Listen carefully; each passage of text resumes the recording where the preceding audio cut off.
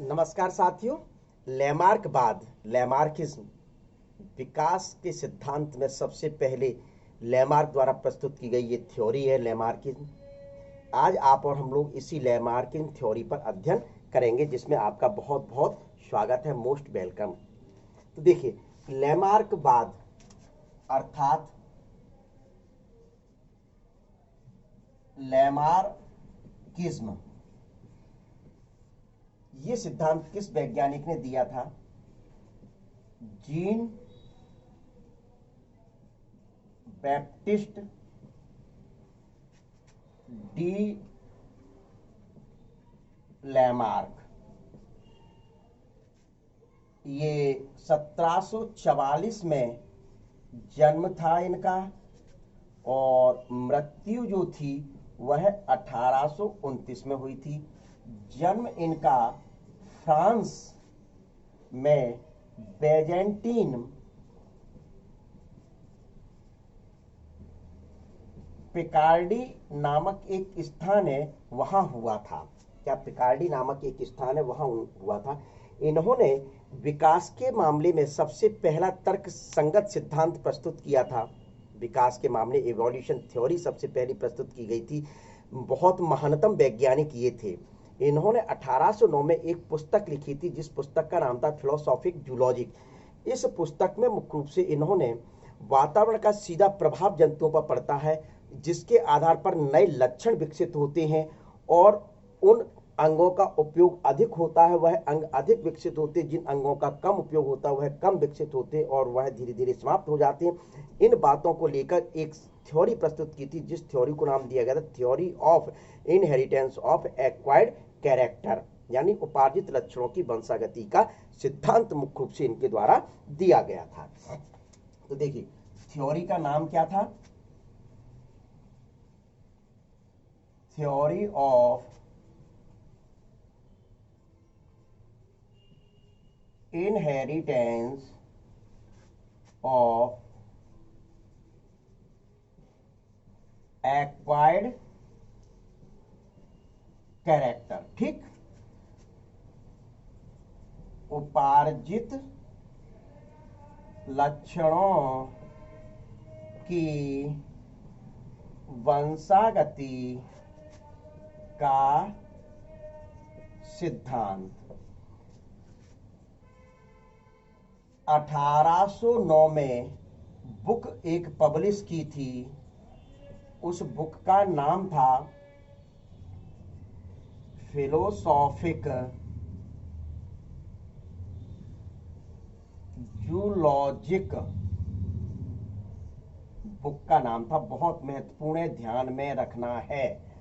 इस बुक में मुख्य रूप से इन्होंने बहुत सारी बातें कही थी, जिसके आधार पर इनका विकास का सिद्धांत बहुत लंबे समय तक चला, लेकिन मुख्य रूप से बाद में इनकी आलोचना हुई। फिर उसके बाद नव लैमार्कवाद दिया गया था।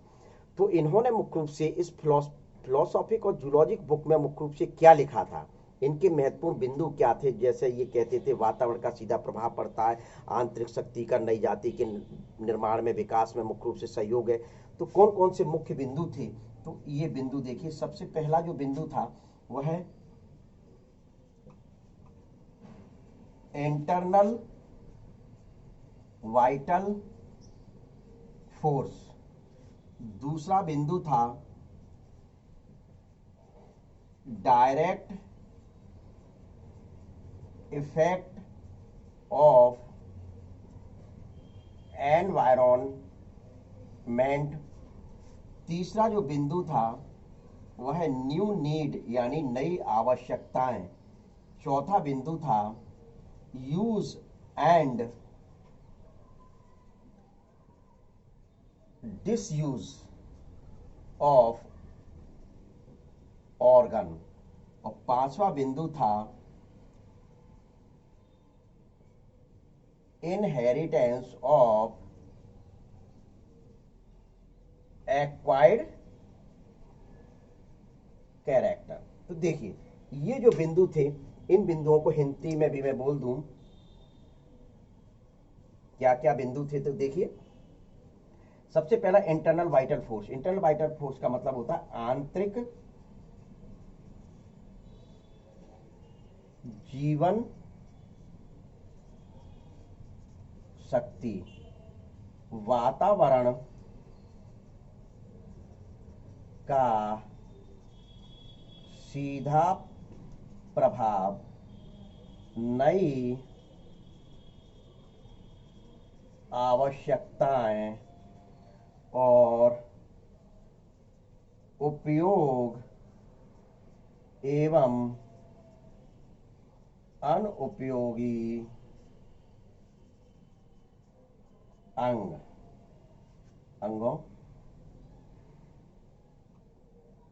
फिर लास्ट उपार्जित लक्षणों की वंशागति। देखिए, तो वैज्ञानिक जीन बैप्टिस्ट डी लेमार्क ने फर्स्ट थ्योरी विकास के बारे में, इवोल्यूशन के बारे में दी थी। इनका मानना ये था कि अपने अंदर का जो विल पावर होता है वह विल पावर के अकॉर्डिंग न्यू कैरेक्टर फॉर्म होता और ये जनरेशन टू जनरेशन जाता, जिसके फलस्वरूप एक नई जाति की उत्पत्ति होती, ऐसा इनका मानना था।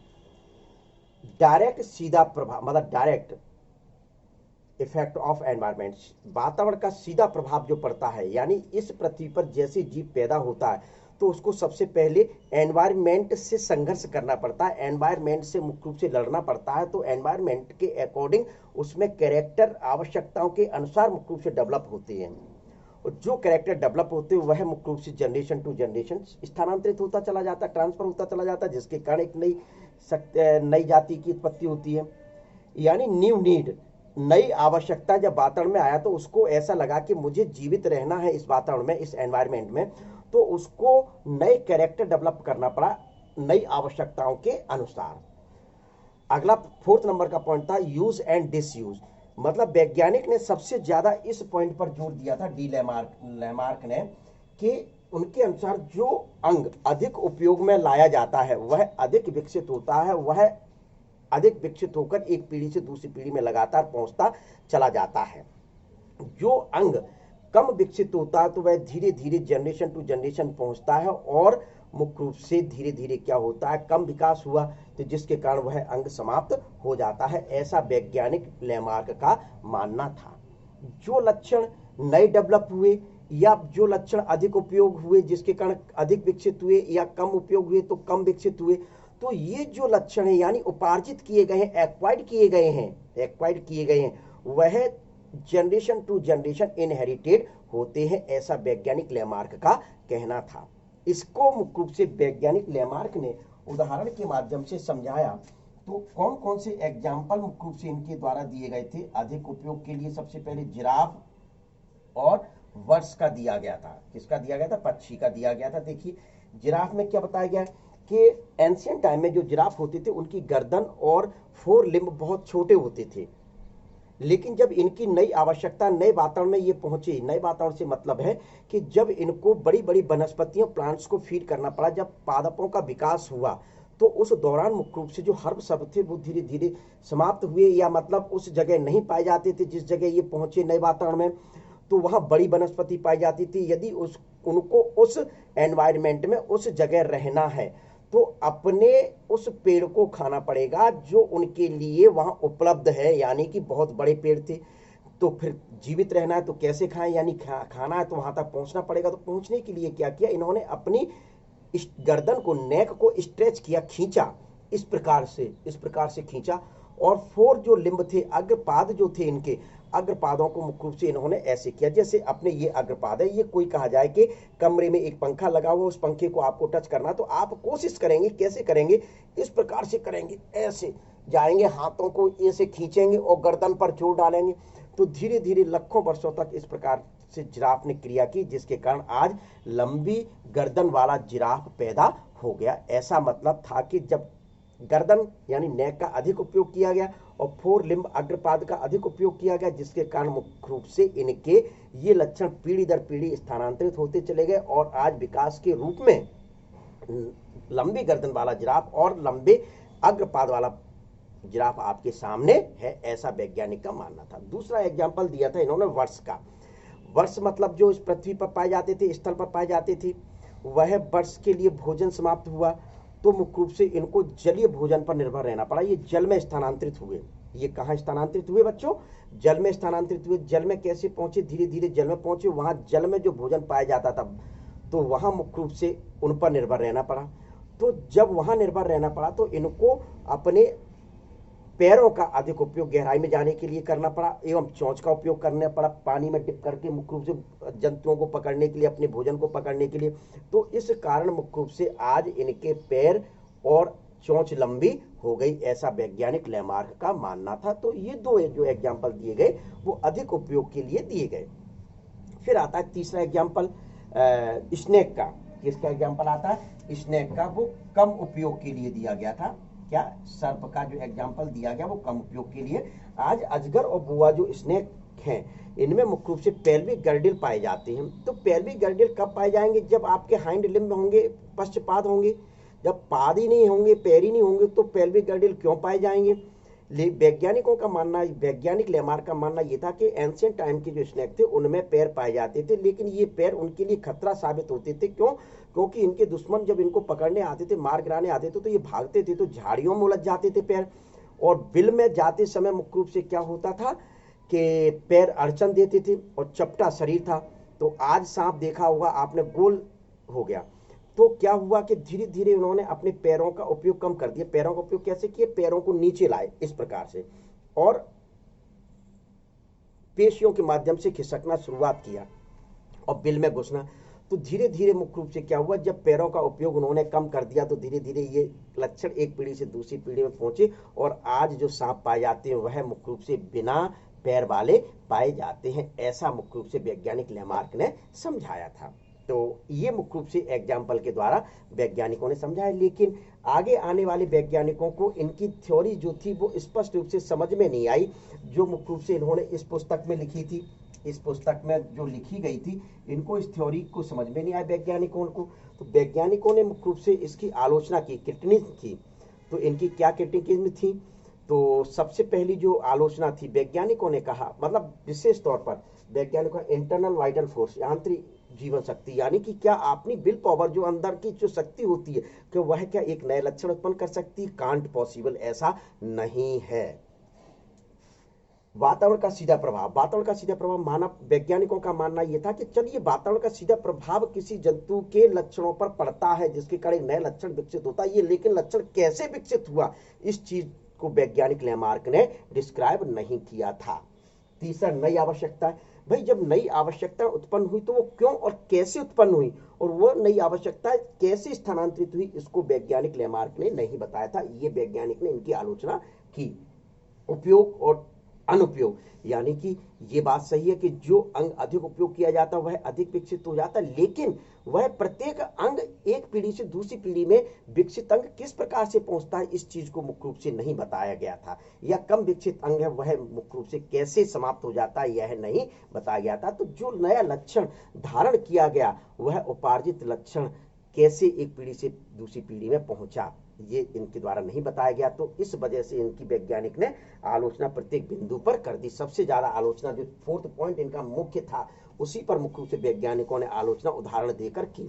तो क्या उदाहरण दिए गए थे वैज्ञानिक के द्वारा कि इंडियन लेडीज एंशिएंट टाइम से, मतलब अनादिकाल से नाक और कान छिदवाते चले आ रहे, लेकिन उनके पैदा होने वाली किसी भी फीमेल संतान में नाक और कान छिदे नहीं मिलते हैं, जबकि कब लंबे समय से चला आ रहा है लेकिन आज तक किसी भी ऐसी लड़की में नाक और कान छिदे नहीं मिले।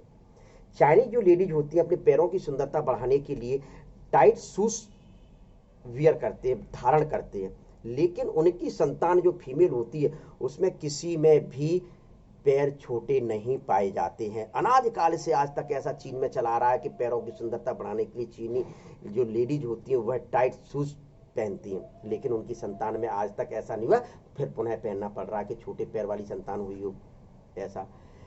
दर्जी, टेलरिंग का कार्य जो करते हैं व्यक्ति उसको दर्जी कहा जाता है। तो उस दौरान उनकी आंखों का अधिक प्रयोग होता है जिस कारण उनकी आंखें उसमें डेवलप हो जाती, लेकिन ये लक्षण उनकी संतान में नहीं पहुंचता। यदि उनकी टेलरिंग अगली संतान करती है तो उसमें मुख्य रूप से यह लक्षण विकसित होता है, पूर्व से विकसित वाला पैदा नहीं होता। लोहार एक हाथ का राइट हैंड का सबसे अधिक उपयोग करता है, जिस कारण से ये वाली जो मसल्स है वह अत्यधिक डेवलप हो जाती हैं।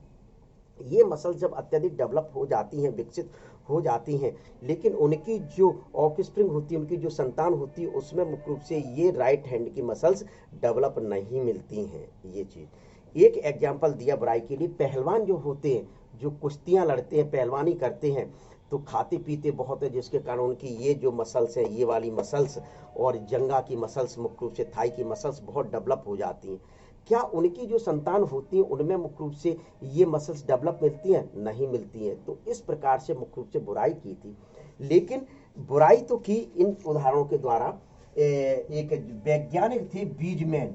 बीजमैन वैज्ञानिक ने तो एक ऐसा एग्जाम्पल ही प्रस्तुत कर दिया जिसके कारण ये जो सिद्धांत था पूर्ण रूप से गलत साबित हो गया। ये जो सिद्धांत था पूर्ण रूप से गलत साबित हो गया।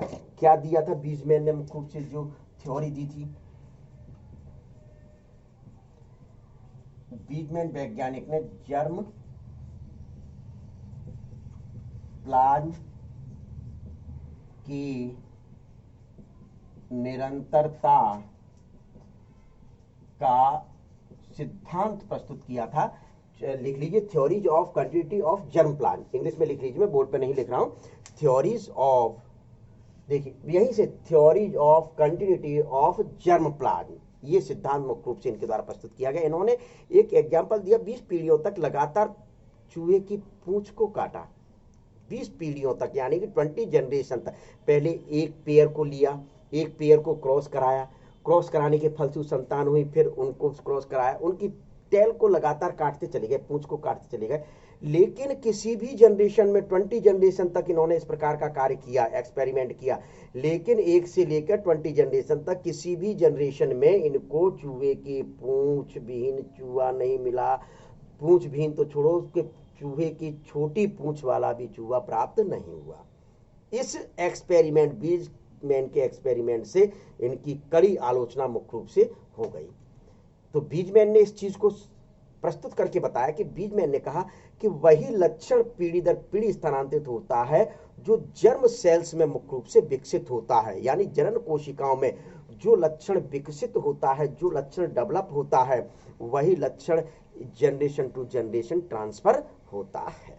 ये मुख्य रूप से क्या था? बीजमैन की आलोचना, बीजमैन द्वारा की गई आलोचना थी, जिसमें इन्होंने जर्म प्लाज्म का निरंतरता का सिद्धांत दिया। यानी कि जर्म प्लाज्म में जो लक्षण सतत विकसित होते चले जाते, निरंतर विकसित होते चले जाते हैं, वही लक्षण एक पीढ़ी से दूसरी पीढ़ी में स्थानांतरित होकर एक नई जाति का विकास कर सकता है। ऐसा बीजमैन वैज्ञानिक का मानना था। भाई अब इनकी बुराई हो गई, तो इनके जो समर्थक थे, इनके समर्थक, भाई स्वाभाविक इनकी तो मृत्यु हो गई लैमार्क की, तो इनके समर्थक थे, इनको अच्छा नहीं लगा, तो लैमार्क के समर्थकों ने मुख्य रूप से इसके ऊपर कार्य किया कि नहीं भाई, हम इनके में कुछ सुधार करके नव लैमार्क बात प्रस्तुत करेंगे। जिस स्थान पर कार्य हो रहा था उसको लैमार्क स्कूल के नाम से, नव लैमार्क स्कूल के नाम से मुख्य रूप से जाना जाता था। तो का मतलब समर्थन में जो मुख्य रूप से जो पॉइंट दिए गए थे नव लैमार्कवाद के, वो कौन कौन से पॉइंट थे वो देखिए। नव लैमार्कवाद यानी न्यू लैमार्किज्म, न्यू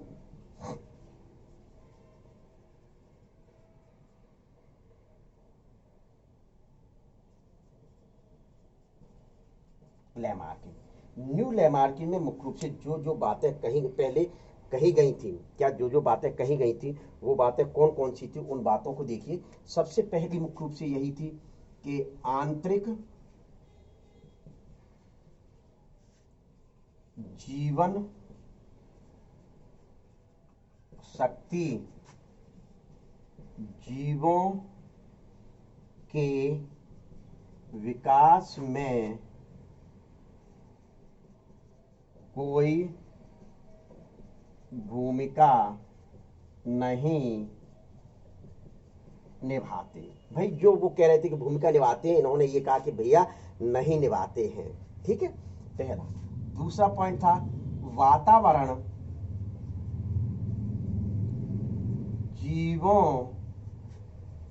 को एवं उनमें वंशागति को प्रमाणित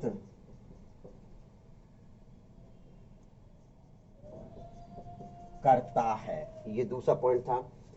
तीसरा पॉइंट था कुछ उपार्जित लक्षण ही पीढ़ी दर पीढ़ी स्थानांतरित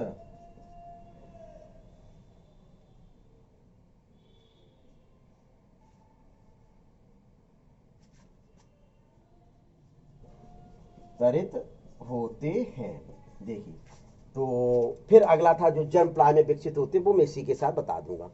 तो नव लैमार्कवाद के जो मुख्य बिंदु थे, वह बिंदु क्या थे कि जीवन मतलब जो आंतरिक शक्ति है, आंतरिक जीवन की शक्ति है, इंटरनल वाइटल फोर्स है, वह नई जाति की उत्पत्ति में किसी प्रकार की भूमिका नहीं निभाता है। पहला बिंदु था। वातावरण जीवों को एवं उनमें वंशागति को प्रमाणित करता है, यानी वातावरण में जो जीव आता है तो उसकी आवश्यकताओं के अनुसार वह अपने नए लक्षणों को धारण करता है, वह पीढ़ी दर पीढ़ी स्थानांतरित होता है। ऐसा वैज्ञानिक नव लैमार्क को मानने वाले वैज्ञानिक ये कहते थे। क्या नगेली वैज्ञानिक थे, मैकडूगल वैज्ञानिक थे, कैमरर वैज्ञानिक थे, स्पेंसर वैज्ञानिक थे। इनके समर्थक जो वैज्ञानिक थे, कौन कौन से वैज्ञानिक थे? इनके समर्थक वैज्ञानिक स्पेंसर, नगेली, मैकडूगल, कैमरर, कई वैज्ञानिक थे जो मुख्य रूप से थे। दूसरा, कुछ उपार्जित लक्षण ही पीढ़ी दर पीढ़ी, मतलब सभी उपार्जित लक्षण एक पीढ़ी से दूसरी पीढ़ी में स्थानांतरित नहीं होते। इन्होंने कह दिया कुछ लक्षण ही पीढ़ी दर पीढ़ी स्थानांतरित होते हैं। साथ ही ये कहा ऐसे लक्षण पीढ़ी दर पीढ़ी स्थानांतरित होते हैं जो जर्म प्लाज्म कोशिकाओं में, जर्म प्लाज्म में या जर्म कोशिकाओं के जर्म प्लाज्म में मुख्य रूप से विकसित होते हैं या जर्म कोशिकाओं में विकसित होते हैं, वही लक्षण पीढ़ी दर पीढ़ी मुख्य रूप से स्थानांतरित होते हैं। ये और फिर लास्ट में इन्होंने कह दिया फोर्थ पॉइंट, उपार्जित गुणों की वंशागति हर हाल में नव लैमार्कवाद के अनुसार। अब देखिए, इन्होंने मुख्य रूप से जो ये पॉइंट कहा, इसमें इन्होंने कह दिया हर हाल में, मतलब मेरे द्वारा जो नव लैमार्कवाद जो सिद्धांत दिया गया हम लोगों के द्वारा, उनके अनुसार ही उपार्जित लक्षणों की वंशागति होती है। तो ये अब इनके समर्थक वैज्ञानिक थे, उन्होंने मुख्य रूप से नव लैमार्क देने के लिए प्रमाण प्रस्तुत किए। प्रमाण में मुख्य रूप से नव लैमार्क बाद में कौन कौन से एक्सपेरिमेंट वैज्ञानिकों के द्वारा समय समय पर किए गए थे। देखिए, सबसे पहला जो एक्सपेरिमेंट किया गया था,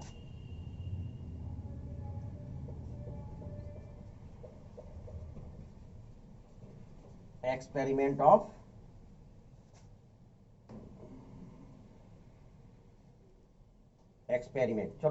नव लैमार्कवाद के सपोर्टिंग में जो एक्सपेरिमेंट किए गए थे वो कौन कौन से थे। देखिए, फर्स्ट जो एक्सपेरिमेंट था वह पेवलोव द्वारा 1857 में किया गया। दूसरा जो था वह सुमनर वैज्ञानिक द्वारा 1910 में किया गया था। तीसरा जो था वह कैमरर, कौन से वैज्ञानिक थे? दिखाई दे रहा है, कैमरर वैज्ञानिक द्वारा 1924 में किया गया था। और फोर्थ जो किया गया था वो है मैकडूगल, दिखाई दे रहा है, मैकडूगल द्वारा 1938 में किया गया था। ये एक्सपेरिमेंट किए गए। इन्होंने डॉग के ऊपर एक्सपेरिमेंट किया था, सुमनर वैज्ञानिक ने रेट के ऊपर किया था। इन्होंने क्या सैलामेंडर मैकुलोसा जंतु के ऊपर किया था और मैकडूगल ने भी रेट के ऊपर किया था। देखिए क्या क्या एक्सपेरिमेंट किए थे इन साइंटिस्ट के द्वारा, मतलब न्यू लैमार्क के सपोर्ट में। तो डॉग के ऊपर मुख्य रूप से क्या किया कि कुत्ते के गले में एक घंटी बांध दी और उस घंटी का नियंत्रण अपनी रस्सी के द्वारा अपने हाथ में रखा। यह मुख्य रूप से जरूरी नहीं है कि बैल एक टांग दी और उसका रस्सी से नियंत्रण अपने हाथ में रखा। और डॉग को कुत्ता दिखाया, डॉग को रोटी डाली, घंटी बजाई, डॉग को रोटी डाली, घंटी बजाई, डॉग को रोटी डाली। तो घंटी बजते ही डॉग को रोटी दिखाया जा रहा है, वैसे ध्यान ये रखना, जब घंटी बजते ही डॉग को रोटी दिखाया जा रहा है तो जिसके कारण डॉग आ जाता है, डॉग आता है कि डॉग आया। यह ट्रेनिंग कुत्ते को कई वर्षों तक लगातार दी गई। तो क्या हुआ कि अब कुत्ते को रोटी डालने की आवश्यकता नहीं हुई, सिर्फ बेल बजा दी गई तो जिसके कारण कुत्ता आ जाता था। यह मुख्य रूप से बताया गया।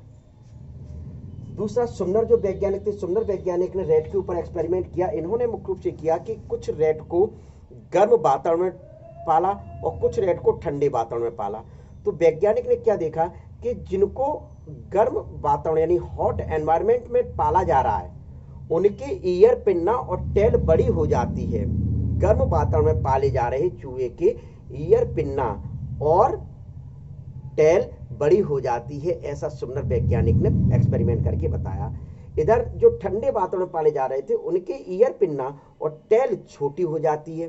क्या, जो ठंडे वातावरण में एनवायरनमेंट में, कोल्ड एनवायरनमेंट में पाले जा रहे थे उनके ईयर, पिन्ना और टेल कैसी हो जाती है, छोटी हो जाती है, ऐसा सुमनर वैज्ञानिक ने बताया। फिर थे कैमरर वैज्ञानिक। कैमरर वैज्ञानिक ने तो बहुत महानतम प्रयोग कर दिया सैलामेंडर मैकुलोसा के ऊपर। सैलामेंडर मैकुलोसा के ऊपर की जो स्किन होती है वह लाइट कलर और डार्क कलर के स्पॉट पाए जाते हैं। जब इन्होंने उसको लाइट कलर में रखा, जब लाइट कलर में रखा कुछ सैलामेंडर को डार्क प्लेस पर रखा। जब लाइट प्लेस और डार्क प्लेस पर रखा गया तो क्या वैज्ञानिक ने देखा, कैमरर वैज्ञानिक ने, कि जो लाइट प्लेस यानी येलो प्लेस पर रखे जा रहे हैं तो उनके स्किन के स्पॉट जो थे येलो कलर के, लाइट कलर के, वह अत्यधिक बड़े हो जाते हैं। वह स्पॉट कैसे हो जाते हैं, अत्यधिक बड़े हो जाते हैं, जो विशेष तौर पर लाइट प्लेस पर पाले जा रहे थे सैलामेंडर मैकुलोसा। और जो डार्क प्लेस पर रखा गया था उनको लंबे समय तक, तो क्या देखा कि उनकी स्किन पर जो स्पॉट ब्लैक कलर के थे वह अत्यधिक बड़े हो जाते, अत्यधिक विकसित हो जाते हैं, ऐसा मुख्य रूप से वैज्ञानिक कैमरर का मानना था। लेकिन भाग्यवश क्या हुआ, एक अमेरिकी साइंटिस्ट थे, देखिए किंग्सले नोबल। कौन से वैज्ञानिक थे, किंग्सले नोबल वैज्ञानिक थे। इन्होंने भाग्यवश इनकी लैब देखने को मिल गई। तो लैब में क्या देखा, कुछ इंजेक्शन डले हुए हैं, कुछ पिगमेंटेड मटेरियल डला हुआ है, मतलब रंगा पदार्थ डले हुए। तो वैज्ञानिक को शक हुआ कि इंजेक्शन के माध्यम से इनकी स्किन में इस प्रकार की कलर को इंजेक्ट कराया गया है। ये बात इन्होंने, किंग्सले नोबल जो अमेरिकी वैज्ञानिक थे, इन्होंने आके मार्केट के प्लेटफॉर्म पर कह दिया। आकर मार्केट के प्लेटफॉर्म पर मतलब है कि पब्लिश जर्नल एनवायरनमेंट में पब्लिश कर दिया, मतलब सभी के सामने इस बात को कह दिया। तो इनको बहुत शर्म आई, कैमरर वैज्ञानिक की बहुत बेइज्जती हुई, जिसके कारण कैमरर वैज्ञानिक ने सुसाइड कर लिया, आत्महत्या कर लिया। विशेष तौर पर अंडरलाइन कर लीजिए गहरी कि प्रयोग के दौरान बेइज्जती होने पर आत्महत्या करने वाले वैज्ञानिक कौन से थे, कैमरर वैज्ञानिक थे। और किसके कारण की थी, किंग्सले नोबल के कारण मुख्य रूप से इन्होंने सुसाइड किया था। तो ये मतलब कैमरर वैज्ञानिक ने किया था। मैकडूगल ने तो मुख्य रूप से क्या किया था कि रैट के ऊपर एक्सपेरिमेंट किया। रैट को मुख्य रूप से एक विशेष रास्ते से गुजारने की ट्रेनिंग दी। क्या, रैट को एक विशेष रास्ते से गुजारने की ट्रेनिंग दी। जैसे मैं एक रास्ता बना देता हूं आपके सामने।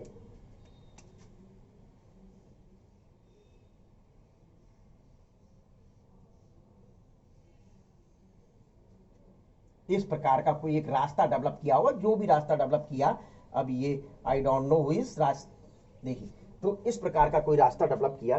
तो इस रास्ते पर उन्होंने चूहे को, रैट को इस प्लेस से प्रवेश कराने की ट्रेनिंग दी। और चूहा इस प्रकार से ले जाते थे, ऐसे जाता था, ऐसे जाता था, ऐसे जाता था और इसको ऐसे निकाल देता था। इन चूहों को जब मैकडूगल साइंटिस्ट ने इस प्रकार की ट्रेनिंग दी तो कई वर्षों के बाद क्या होता था कि चूहों को देखा गया कि प्रत्येक पीढ़ी में रैट को ट्रेनिंग देने की आवश्यकता कम हुई। चूहे को छोड़ दिया जाता था। चूहे, देखिए, इधर भी सामने निकल सकता है, इधर भी निकल सकता है, लेकिन ऐसे छोड़ा जाता था, चूहा ऊपर वाले पोर से होकर बाहर निकल जाता था। तो इस प्रकार की विशेष ट्रेनिंग मुख्य रूप से मैकडूगल द्वारा दी गई। तो उन्होंने देखा कि चूहे को प्रत्येक जनरेशन में ट्रेनिंग देने की आवश्यकता कम महसूस हो रही है। ये मुख्य रूप से नव लैमार्कवाद के संबंध में मुख्य रूप से समय समय पर विभिन्न वैज्ञानिकों ने प्रयोग किए थे।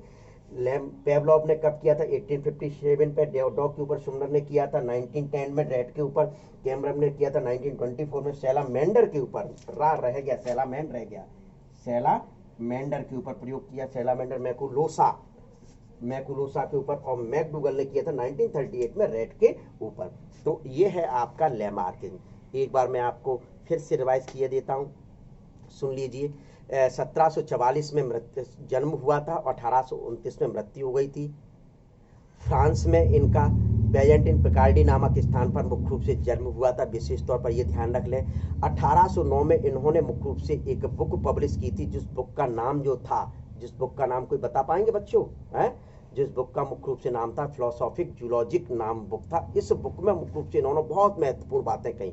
इनकी महत्वपूर्ण बातें मुख्य रूप से जो कही गई थी, इनके द्वारा मतलब ये जीवन, आंतरिक जीवन शक्ति की बात कही गई थी, वातावरण का सीधा प्रभाव, direct effect of environment, new need, use and disuse of organ, और लास्ट में उपार्जित लक्षणों की वंशागति का सिद्धांत इन्होंने मुख्य रूप से प्रस्तुत कर दिया। तो स्वाभाविक है ये इनकी बातें कही गई थी। जो यूज एंड डिसयूज का जो सबसे अच्छी बात कही थी इन्होंने, उसको एग्जाम्पल के द्वारा भी इन्होंने बताया था। जिराफ का अधिक उपयोग के कारण और पक्षी का अधिक उपयोग के लिए एक उदाहरण दिया गया था, और ध्यान होगा सांप का मुख्य रूप से कम उपयोग के लिए दिया गया था, जिसके कारण पैर आज सांपों में नहीं पाए जाते। तो ये एग्जाम्पल द्वारा समझाया गया था। लेकिन बाद में ये वैज्ञानिकों ने देखा यूज एंड डिसयूज का, तो बहुत आलोचना की। क्रिटिसिज्म ऑफ लैमार्किंग, लैमार्कवाद की क्या क्या आलोचनाएं थी। लैमार्कवाद की आलोचना मतलब भारतीय महिलाएं नाक कान लगातार छिपाती हैं, तब भी उनकी संतानों में ऐसा लक्षण नहीं होता, ये बताया गया। चाइनीज लेडीज टाइट शूज पहनती, तब भी उनकी संतानों में छोटे पैर नहीं होते, ये बताया गया था। दर्जी की आंखें लगातार करने से विकसित हो जाती, लेकिन उनकी संतानों में ऐसा लक्षण नहीं आता। ये बहुत सारे एग्जाम्पल दिए गए। लेकिन बीजमैन ने तो इनकी लैमार्कवाद की कमर ही तोड़ दी थी। कमर ऐसी एक एग्जाम्पल, एक एक्सपेरिमेंट कर डाला कि एक जोड़ी चूहे लिए, उनको क्रॉस कराया, उनकी पूंछ को काटा, उनको क्रॉस कराया, उनकी पूंछ को काटा, लगातार 20 पीढ़ियों तक ऐसा करते रहे, और मुख्य रूप से कहीं कुछ नहीं प्राप्त हुआ इनको।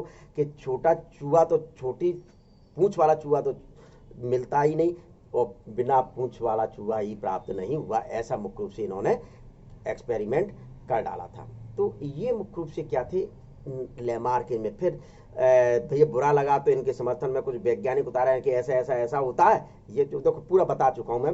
फिर प्रयोग भी कर डाले, प्रयोग ये आपके लिखे हुए है। क्या मैकडूगल ने तो प्रयोग ऐसा किया था कि जिसके पक्ष में मुख्य रूप से वैज्ञानिकों ने ये कहा, मैकडूगल ने, कि भैया एक लंबे समय तक 45 पीढ़ियों तक एक मार्ग बनाकर, ये वाला मार्ग बनाकर मुख्य रूप से चूहे को गुजारा था, जिसके कारण इनकी आवश्यकता ट्रेनिंग की कम होती गई। तो ये लैमार्कवाद है। ठीक है, यदि किसी प्रकार की कोई समस्या आती है तो आप निश्चित तौर पर मेरे कमेंट्स बॉक्स में आप लिख सकते हैं। और बेटा अच्छा लगता है तो आप सब्सक्राइब जरूर किया करें, और यदि नहीं भी अच्छा लगता तो आप कमेंट्स बॉक्स में एक बार लिख के बता दें कि मैं क्या सुधार और करूं, जिससे कि आपको बहुत अच्छा लगने लगे। ठीक है, ओके, चलिए इसका ले लीजिए स्क्रीनशॉट।